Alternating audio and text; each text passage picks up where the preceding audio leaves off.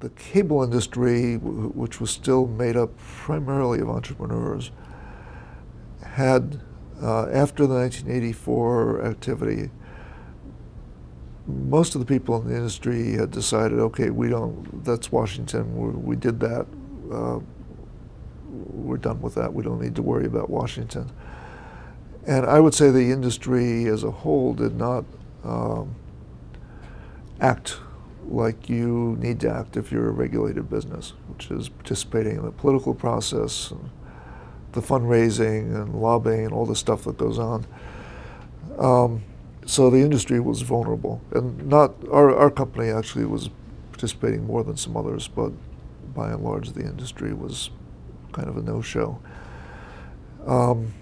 So the broadcasters exploited that vulnerability and so created this notion that cable was an unregulated monopoly and was bad, and that free TV was going to be destroyed. Now remember, up until the period we're talking about, the early 90s, more than half the homes in the country still got their television off air, and there really wasn't any competition to cable. So there was off-air TV was pretty important. So the outcome of that was the '92 Telecom Act, which may have had some things about the phone industry too, but I'm going to focus on cable. And there were a lot of bad things in that law. And there were two that were significant. The first was that the prices were regulated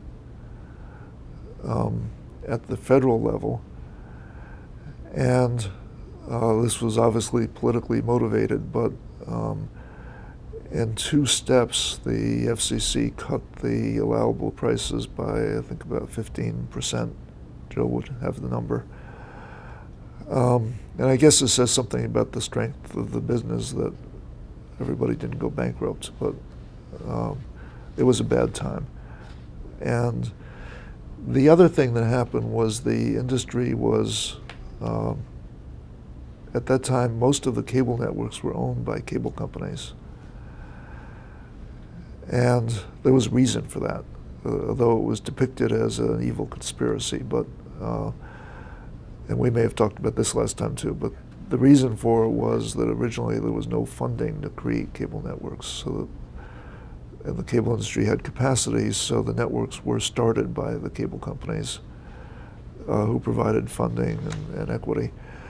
But this vertical integration was seen as a bad thing and as an impediment to competition. So vertically integrated cable companies were required to sell their programming to satellite companies. And DirecTV had just barely begun at this time. And my guess is would not have survived without this provision. So that was the '92 Act.